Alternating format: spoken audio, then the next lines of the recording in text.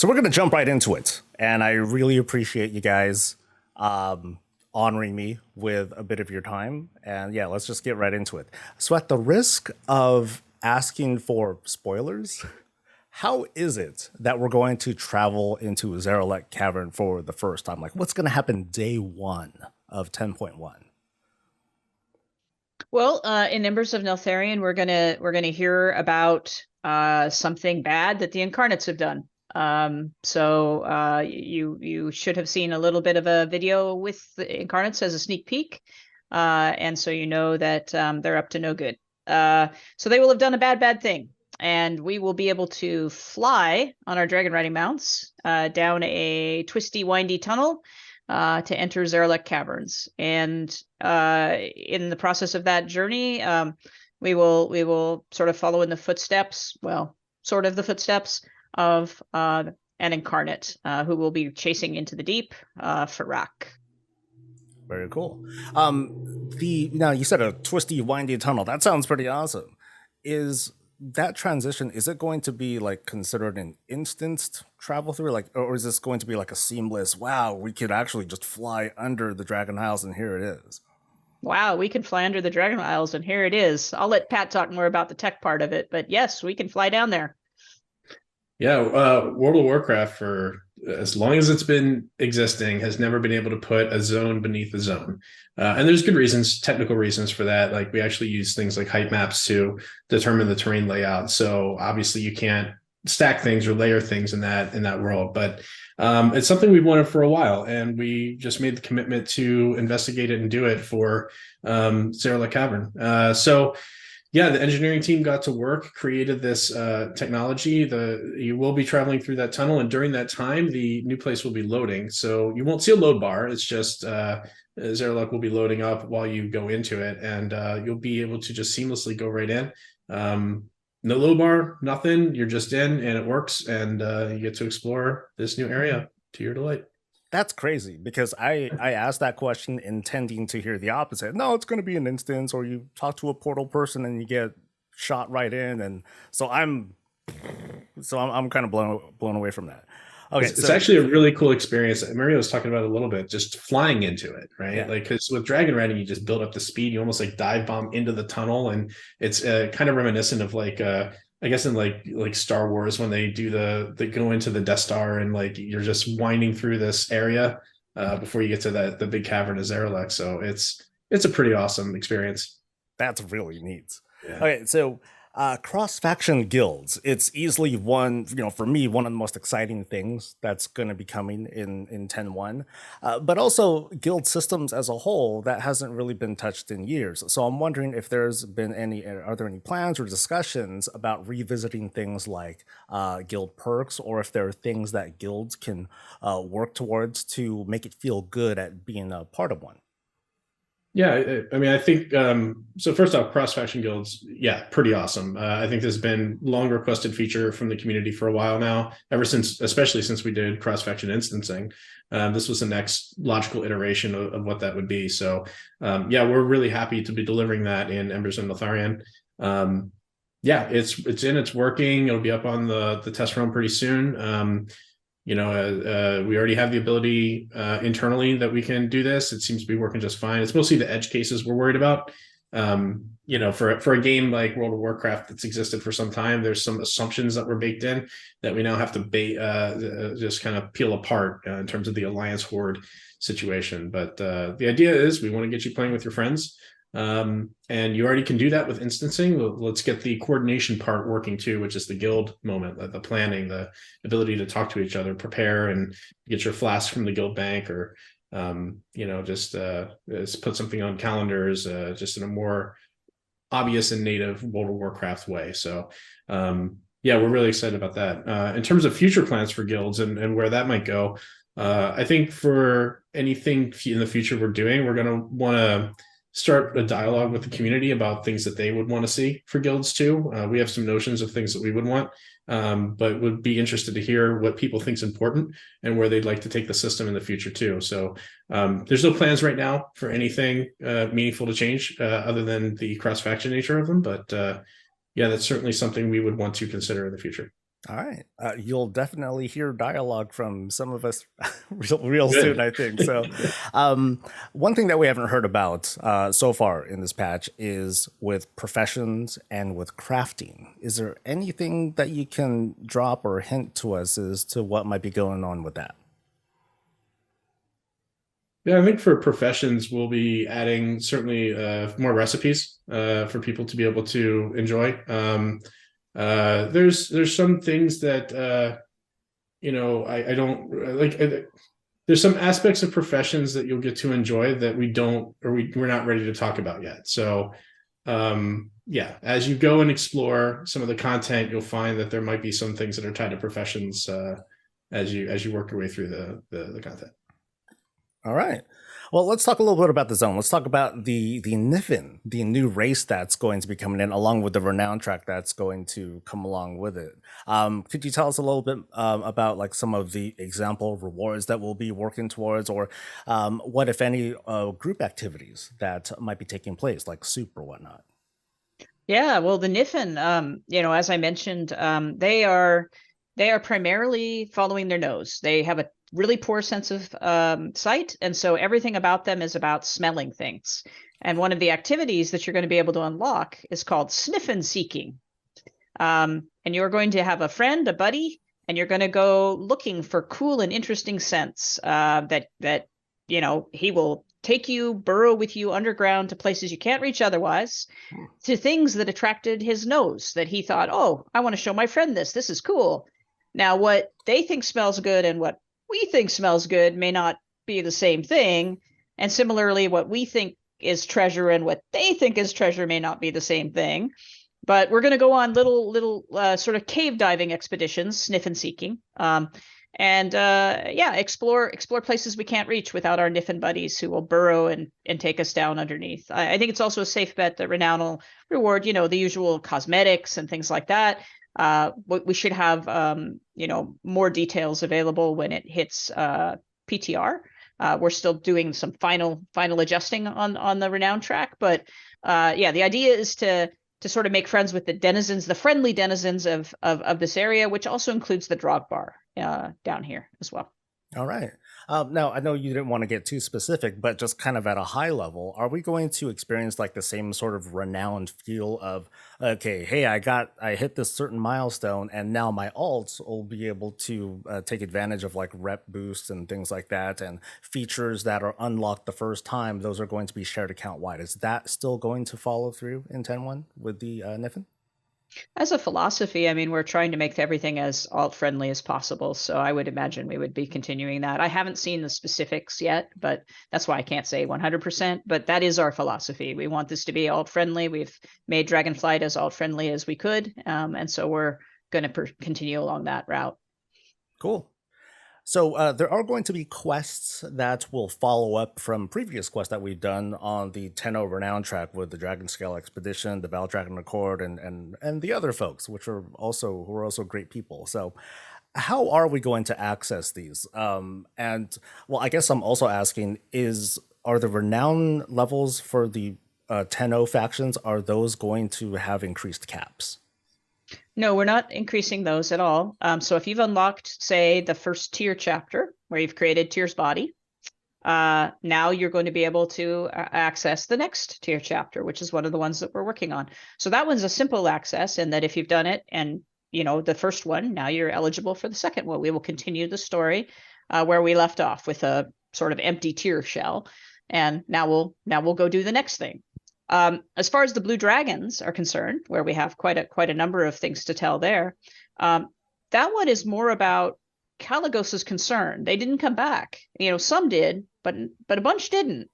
And so he's working to figure out why, right? And that means he's not super available for what's going on in Zaralek. That's not going to be him handling that. He was kind of our guide in a way, along with Khadgar, with respect to Razagath and with respect to the Vault. But he's busy now. He's working on figuring out what happened to his family, what happened to his fellows of the Blue Dragonflight. So when he's ready, he's going to call for help. He's going to say, "Hey, I need your help to find the rest of my Blue Dragonflight. Come with me. Let's let's go do that. So that one will be more of a available to everyone. It doesn't require a particular unlock, but he won't be ready to do it until he has certain information based on the story. All right, cool.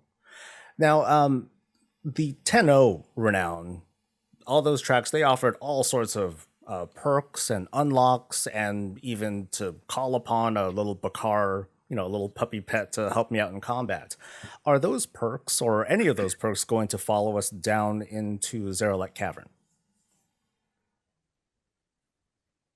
Yeah, I mean, go ahead. I was just going to say, anything that you earn in the Dragon Isles that works in the Dragon Isles should work in Zaralek Cavern as well. Yeah. So I might find like holes in the ground or like little expedition packs as well. I don't know if we're placing any down there, but if we do, and you've unlocked it, you would have the ability to see it. Okay. All right. Yeah. Cool. I do know we have cataloging quests, for example. Those are still there, and wall climbing quests as well. We'll have quests like those, which you will have unlocked, right? So I'm pretty sure that anything like that. I know we placed the climbing and the cataloging already. So, but we can check into the expedition backpacks. Very cool. All right. A little bit of season talk here. So there's been quite a bit of chatter, at least in the first couple of months of 10.0, that when it comes to season features opening up, like the Valor and Conquest caps and like the rates at which those things go up and the revival catalyst, that the rollout could have been a little bit faster. I'm just wondering if the team has been listening to that sort of feedback, and if so, are there signs that the schedule might be tweaked in season 2? So in terms of listening, absolutely. Yeah, this is something we've heard loud and clear from the community, especially on things like the revival catalyst, and sure, for some of the caps as well. There's definitely been pretty clear feedback about that. So it's discussions that we have and we actively have. So it's there's nothing specific to announce today in terms of changes to the system, but we have iterated on seasonal content over time. I don't expect this to be any different. If there's anything that changes, we'll definitely talk to the community about it when we make that decision. But we also have a new upgrade system, and that's going to impact this as well. So much like we had different currencies from doing, outdoor world stuff versus doing your mythics, where you were getting your Valor and you had to reach a certain rating, we're combining into a single currency now. And you'll be able to use that currency to make your upgrades. And then we have, and that's called flight stones. And then we have an additional currency that allows you to upgrade even further. And that's, you gain those from doing, extra challenging, difficult things in the Dragon Isles. And those are called Shadow Flame Crests. So you would collect your Shadow Flame quest, be able to raise up the level yet again, sort of upwards. So the idea is that, we liked the idea of a combined currency based on what players enjoy doing, and not having it be separate, so that you have your storm upgrades versus your mythic upgrades. It's just all one combined system now. So that may impact this timing as well that you're talking about. So it kind of sounds like there's a sort of evening up between, let's say, like Mythic Plus gear and World Content gear. Does that mean like the gaps or the item level delta between these different gameplay styles? Is it getting closer together, or I'm having trouble following up with this. I'm just a little bit confused as to where World Content gear is going to stand against everything else. I think the main philosophy behind this is that you shouldn't have to do one specific activity to gain the upgrades that you want, right? So if you want to participate more in world questing, or you want to participate more in Mythic Plus dungeons or raids, you can do so, and you'll gain currency no matter what type of gameplay you personally enjoy. The difference is going to be in terms of that item level cap, like how much can you upgrade the item? So no matter what, you'll be able to upgrade stuff with flight stones up to a point. And then going past that point will require you to run more of the challenging stuff. So something like a Mythic 15 is going to reward a few of those crests so that you can raise the cap of how high you can upgrade the item. So it won't be like an equivalent, like an outdoor world. There's nothing necessarily out there in a world quest that's going to provide the same challenge as a Mythic Plus. So you won't earn those crests to up your item level beyond or to match what you could earn through Mythic Plus upgrades. Cool. I mean, I'm going to be eager to learn a lot more about it as like the weeks go on. So we'll go ahead and move on from I think there's actually a blog post that's going to be coming out explaining more of the details of the system soon. So even better. look for that. Shoot, yeah, let's go for that. So let's talk a little bit about outdoor stuff. Like the Farrak assaults. They seem pretty menacing, and it had this whole Judgment Day kind of feel to it, and it looks pretty awesome. Are they going to work pretty similarly to how the Primal Storm events are working? And I guess, are they going to replace the Primal Storm events? The Primal Storm events will remain. We don't want to take that away from people. People that are enjoying getting their achievements and gaining gear from that and toys from that. We don't want to take that away. So those will remain. The Farrak invasions themselves, those assaults, they're a bit different. Farrak is looking for some specific things for reasons, and his allies are assisting him. And his allies, are going to be laying waste to areas. And you will have bosses to fight amongst that grouping of baddies, and then Farrak will arrive and flame the place. And so that ought to be kind of nostalgic for people who recall Deathwing showing up. You probably don't want to stand there when Farrak shows up. Probably a very poor idea. Maybe not. Maybe you like fire, but it's going to play a bit differently. The goals are a bit different, as you might have seen from the screenshot we provided. Like the sky goes red. It's pretty bad. He's pretty mean, and he's after what he's after, and we're trying to stop him and chase him away. So the locations of those are in some pretty previously nice places that are now just getting toasted by him. All right. So outdoor content is clearly being updated in both, in there's a new zone, of course, and there's old zones. Are there going to be item level increases across the entirety of the Dragon Isles, or is it going to be like mostly limited to the Farrak assaults or special challenges or what have you? I think really what we're focusing on is anything that's new that you can do. We'll certainly see an improved item level over what you can currently earn in today's version of the game. Oftentimes when we've raised like just general world quest item level, that usually comes at some point after the content is released, and people have kind of maintained that equilibrium, and we just want to offer additional opportunities for catch-up mechanics or alt gearing. So we'll usually up those a little bit later. That way people that are doing the new content can feel like this is really worth it, sink their teeth into it. All right. So the new Cloud Serpent looks really, really good, and I can't wait to really see it in action. But I want to double check from the earlier announcement that the new dragon riding glyphs that we're going to learn are going to also include ones for the original couple of dragons. Like there's a helmet that I keep seeing and someone keeps bugging me about it, and I want to kind of put that to bed. So the dragon riding glyphs, you'll be able to get dragon riding glyphs in the Forbidden Reach as well as in Zarelek Cavern, and those are going to lead to some new abilities, and those abilities would be usable on all of your drakes, of course.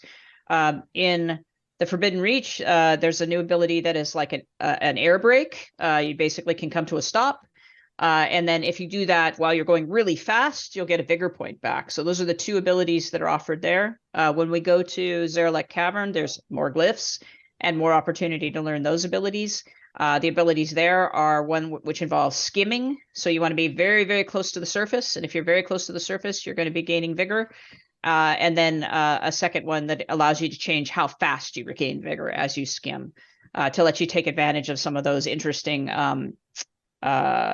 differences in height as we go through a cavern, right? So rewarding that sort of challenging staying low and skimming and not running into things. So those are the abilities that are going to come. Now the customizations, there are customizations going into Embers of Neltharion for the new Drake, but I'm not aware of any going in for the others. So anything that exists for the others that can transfer to the Drake, like based on its model, would be available. There's some new ones for it as well, but at this time I'm not aware of any hat that you're talking about. So. Okay. Could you get a little bit more specific on some of the user interface changes that are coming? Because I mean, people are asking for like everything under the sun, and I know that the team can only provide like so many things. But can you kind of give us an idea of what to look forward to in 10.1? Yeah, one of probably the biggest change, at least for in my mind, is class resources. So things like arcane charges or holy power or combo points, what have you. Any class resource is getting a visual overhaul. So it'll be a lot more. Yeah, exactly. It'll be a lot more poppy.